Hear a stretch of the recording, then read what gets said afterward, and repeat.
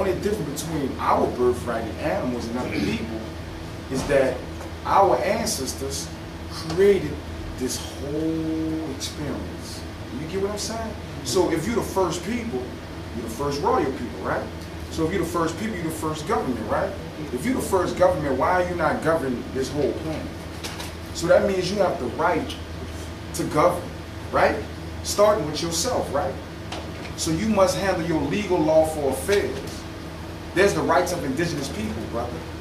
And it is basically a shout out to pre-existing rights.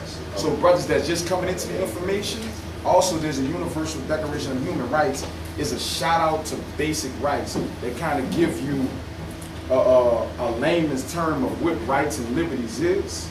You follow me? Because these people have conditioned us. If you walk, they tell you which way to go. If you spit, they tell you which way to go.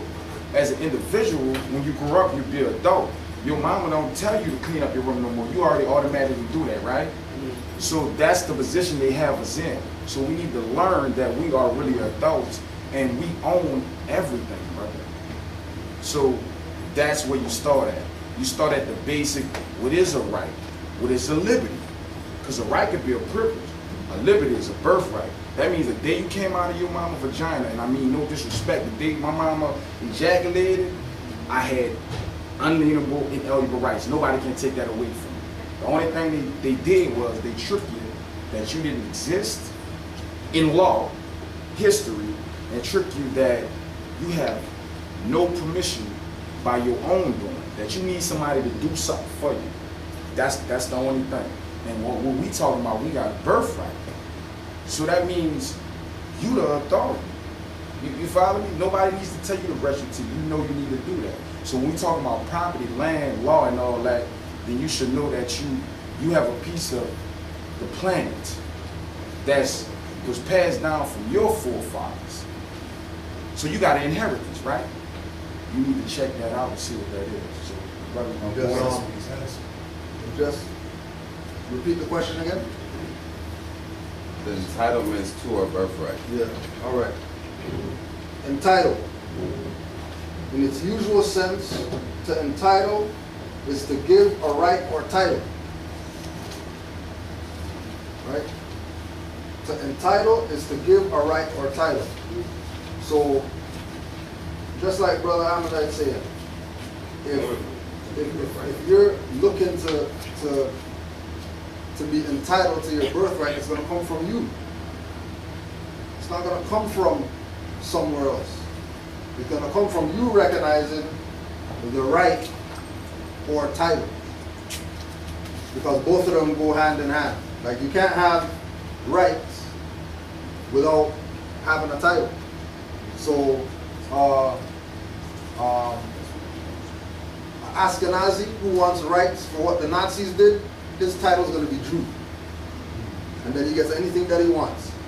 Nobody's not going to question anything. They're going to let him do whatever. Because we know that Jews not who they are. That's a title that they're using in order to be entitled to certain rights. It's not birthrights, but it's rights none the same. So, you know, with their title, they got the reparations. They got to say that, you know, we're going to go over there and we're going to kill Palestinians and take over their stuff and call it Israel. Just based on that title, they were able to do that, right? And then if you look at it on the flip side, people who have the title black keep getting shot up. And nobody's not realizing that that's why they're getting shot up. Everybody's looking at the other guy who has the title white or officer or whatever that entitles them to be able to shoot people who don't have a title. So our thing is to get us to recognize our stuff, right? So that we can so that we can take our place. And again, using Amazight, that when on history where he's at, the response that people give to him when he's just walking around, let's us know that they respect his title.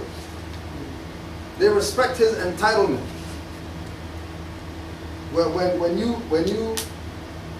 you have a birthright and you go to a store, that whoever runs it, and then they say something like, you know what, don't worry about it, and let you leave with the stuff for free, they recognize your stuff.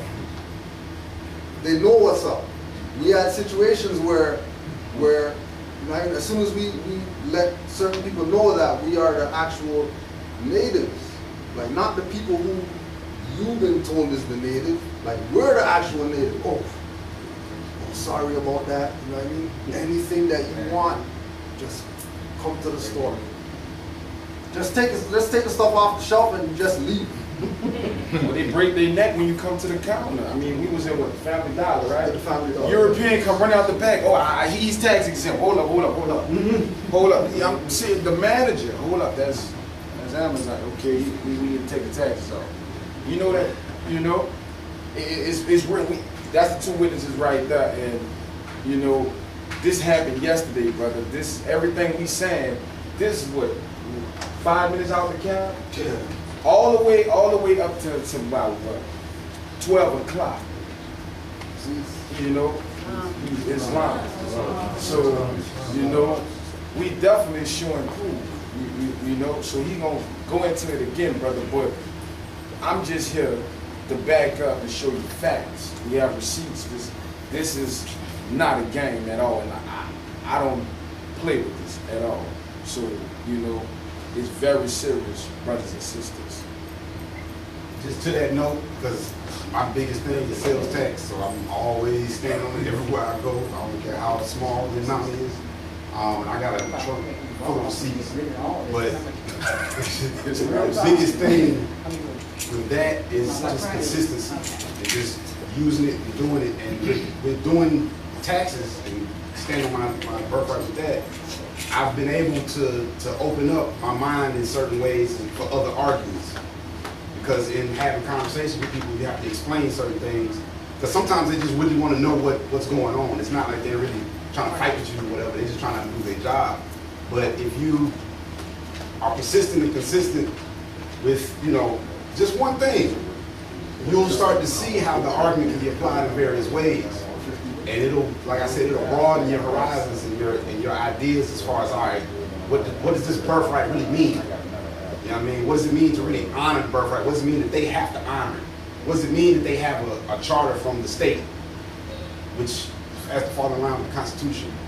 Like, what does that really mean for everyday interactions? And I've noticed just in my journey that applying those taxes helps you see how all these things fall into place. Because when it says not taxed, realize that's anything they really charging you. So it's like, all right, if I'm getting sales tax today, tomorrow I'm gonna be getting stuff for free. And I can tell you, no lie, there's been instances I pull out the card, they see it because they don't know what's going on. But they recognize what's on that card. Get out of here. All right, you got it free. Okay, you know, 1, 2 o'clock in the morning, I'm going to Wendy's, you know what I mean? For free. I'm getting a whole meal, I'm getting extra fries, you know what I mean? Extra tall, everything. I didn't even order that, you know what I mean? But they just trying to give me something to get me out of there so they paying don't hit the fire, you know what I mean? But it's about consistency and just understanding the basics in my eyes. And then all the other stuff will come with it. I give it for I got my own testimony, and I don't have a card, a nationality card, or anything like that, but I'm totally clear on who and what I am and where I'm at. And just simply said, you know, incorrectly saying tax exempt, meaning I knew I'm not obligated to pay taxes. But I simply said it, and it was a young Moor behind the counter. He was like, well, I need to see some papers or whatever. I'm like, dude, I'm not finna dig all through whatever. No, and I ain't had this $1 million game sometimes. And the manager, European young man, came and said, no, that's fine. And he went on and did what he needed to do without a card. But that's being clear and standing what you know. But yours is going to be the issue for the most part, be it those who classify themselves as African American Black or those who claim or they're from other lands. Those are going to be the issues right there. Because they'll run that game, we don't know. You know, we don't know what you're talking about. We don't know what you're talking about. I'm like, well, the button's right there. That's what I'm talking about. Let's start from there. So just to be clear, she just gave you another side of it. It's not the card. It's the knowledge. Or the paper. You follow me? It's not the car. And one more thing, I also test drove cars with my nationality car too, with those big dealerships and all that. Yeah. Like, here you go, you don't have a license? I'm like, no. Like, okay, I'll be right back. give me their car, and I'm just on the road, you know. I wonder, so for the brother here, since you got questions about birthright time, you familiar with Black Wall Street? Not too much. Tulsa, Oklahoma. So just in short, because I want to show you how important birthright is. Oh, you know what? Come on, buddy. Yeah. You might as That's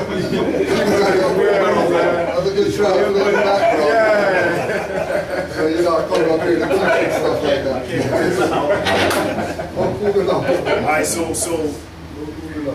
back in the 20s, Tulsa, Oklahoma, 1921. there was an attack at 6 a.m. And it all happened because a young brother stumbled on the elevator and touched a European. We put the brother in jail, and they was going to lynch him. The brothers and sisters from Tulsa said, no, ain't going to be no lynching. They went down there to get the brother. Long story short, a gunfight ensued. A couple people got laid down. The next morning, the Europeans said, all right, we're going to go out here and we're going to destroy all of them. So at the sound of an alarm, airplanes came by. They started dropping bombs. When people started fleeing, running, they stood at the top of the hill with one of those Gatling guns and just lit them up. Right? Now, nothing happened. Nobody went to jail over that. Right? But later on, those survivors said, you know what? We're going to take Tulsa to court. They fought and fought and fought and fought for years. Took it all the way up to the Supreme Court. Nothing happened. When they got to the Supreme Court said, they went about their business. Nothing happened. You know what they got? They got bronze medals that said Tulsa riot survivor. Right? Now, all of those people were classified as Negro, colored, or black. Right? Now, how many people know what happened to the Japanese after December 7, 1945? They got ushered into concentration camps. They put them in a concentration camps, Because right? they thought that there would be a problem because of the war that was going on. So they. Now, who did I say? Japanese. Japanese. Status, nationality, right? Japanese. Right? Does anybody know what happened after that? They got They got compensated when they went to the International Criminal Court and brought them up on charges of murder and genocide, human trafficking, the whole nine. Each one of those Japanese people who survived or their descendants got 20,000 notes apiece. Now, if that doesn't clarify how important status is or how important nationality is, we got our people missing there crying for reparations for how long? Oh man, they had us enslaved. Yeah, okay, cool. But you're still crying about you black and you Negro and you color. You go to the United Nations, when you go to the International Criminal Court, they ain't trying to help. You can forget your black argument. It's over. Brother, can you touch on how the Chinese is categorized as black now too? What do you mean how they categorize? Oh, The yeah. Chinese are categorized as black? Yeah. I didn't know they were. Africa. They go to They call black. Oh, but I didn't know they were. So for just to touch on that. So when oh yeah. Sorry, I got carried away. I'm sorry. I didn't want to say that. No, it's all good. It's all good. Excuse me. I read this story about Tulsa, Oklahoma, 1921, right? This is where the Gap Band got their name from, Green Arch and Pond. Right. This was considered a prominent area that it was agreed upon by the oilsmen that they give certain blacks a community or a certain section, and they more or less do their business or whatever. But come to find the Europeans find out it was more fun to be over in the hood, neighborhood, than to be where they were. So they had good relations. So my understanding of that story is that how that attack happened is that these guys came, there was a war that went on. I think it was the First World War. It was World War I. It was after World War I. Right. They came home. They had nothing. So it was suggested by the white supremacists